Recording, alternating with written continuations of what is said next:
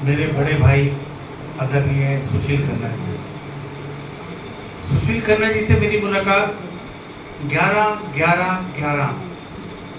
11 तारीख 11 नवंबर सन 2011 में हुई।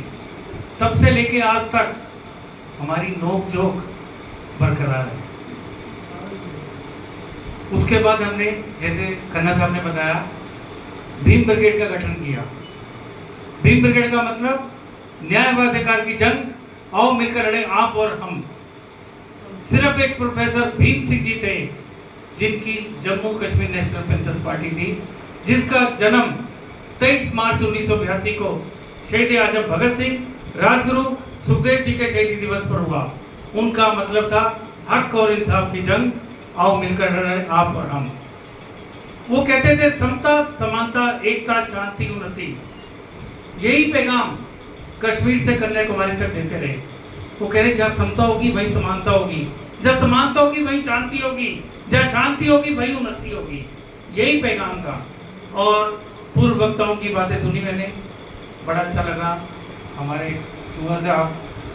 भगत जी हमारे बीच में बैठी है, हमारी झांसी की रानी, कई झांसी की रानियां बैठी हैं, शकुंतला जी हैं, सुनीता चौधरी जी हैं, जिन्होंने एक पैगाम दिया कि पुष्पेंद्र जी ने भी कार्यक्रम में आना था बागपत से, मगर वो किसी वजह से नहीं आ पाए।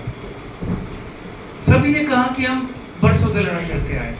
शकुंतला जी ने भी कहा कि ऐसे ही तालियां बजती रहेंगी, हम बातें करके जाते रहेंगे। बिल्कुल ठीक बात है। आज हम यहाँ पर बैठे हैं ना, ये पहले भी सबने कहा कि यहाँ कोई एक एक शख्स नहीं है, इनके पीछे बहुत बड़ी सोच है। हमारे साथी ने कहा कविता के रूप में, न्यायपालिका की पुन होनी। हकीकत है, न्यायपालिका की मूर्ति जो आंखों पे पट्टी बांध के बैठे, उसके सामने क्या हो रहा है। जब वहीं पर ही एक स्टैम्प पेपर, 10 रुपए वाला स्टैम्प पेपर जब 100 रुपए में बिकता है, तो कहां से न्याय मिलेगा। तो ये बड़ी सोचने की बात है, और इसके लिए हम लड़ाई लड़ते रहेंगे। और सुशील खन्ना जी ने, जैसे कि हमने 17 अगस्त को प्रोफेसर भीम सिंह जी का जन्मदिन मनाया था इसी सभागार में। हमारा मकसद था कि कौन चला गया वो जरूरी नहीं, क्या सिखा के गया ये जरूरी है। आने वाला 28 सितंबर को शहीद आजम भगत सिंह जी का 119वां जन्मदिन मनाया है। क्योंकि हमारे बीच में हमारे जावेद भाई बैठे हैं, जो कि हमेशा लड़ाई लड़ते रहते हैं एकता के लिए।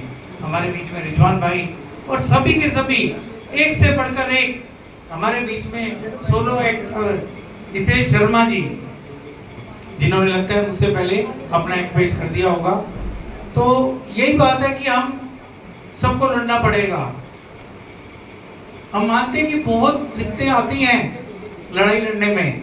मुझे याद है 2012 में एक मेरे पास बंगाल से केस आया, एक नाबालिग लड़की को यहाँ के रेड लाइट एरिया में कैद थी।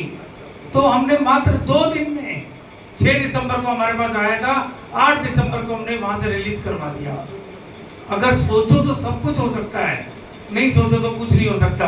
वही बात ठीक है, हमने भी बहुत बहुत कार्य किए सबने मिलके, सुशील खन्ना जी के साथ अनेकों जगह, चाहे वो दिल्ली हो, दिल्ली से बाहर हो, कभी भी हो, हम हमेशा जाते रहे और जनता को जगाते रहे।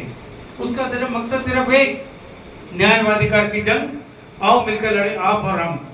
इसके लिए ये कर्तव्य की बात कही, बहुत अच्छी बात है। हम लोग अपना कर्तव्य भूल चुके हैं। मैं भी कुछ ही दिनों में एक गवर्नर साहब को एक लेटर देने वाला हूं। हमारी सोच है कि सभी सरकारी विभाग अलग अलग हैं। मैं सभी से 2 मिनट का समय लूंगा। मुराना साहब, रिजवान जी, सभी सरकारी विभाग अलग अलग हैं। उसमें डायरेक्टर, चेयरमैन, हजारों अधिकारी, निम्न क्लास के लोग, और मेरे हिसाब से हर डिपार्टमेंट में करोड़ों रुपया महीने का खर्च होता होगा। फिर भी जनता परेशान है, कारण उनके ऊपर देखने वाला कोई नहीं है। मैं भगत जी का शुक्रगुजार हूँ जो कार्यक्रम में आए, मगर भगत जी माफी चाहता हूँ अगर बुरा लगे। हम आज मिठाई लेते हैं किसी भी दुकान पे, किसी भी मिठाई की दुकान पे एक्सपायरी डेट और मैन्युफैक्चर डेट नहीं है, किसी में भी। ये भी मैं देने वाला हूँ भी। इसके लिए हम सब मिलकर इसके लिए आवाज बुलंद करेंगे। सुशील खन्ना जी की साथ हम कंधे से कंधा मिलाकर हमेशा चलते रहेंगे। जय हिंद, जय भारत।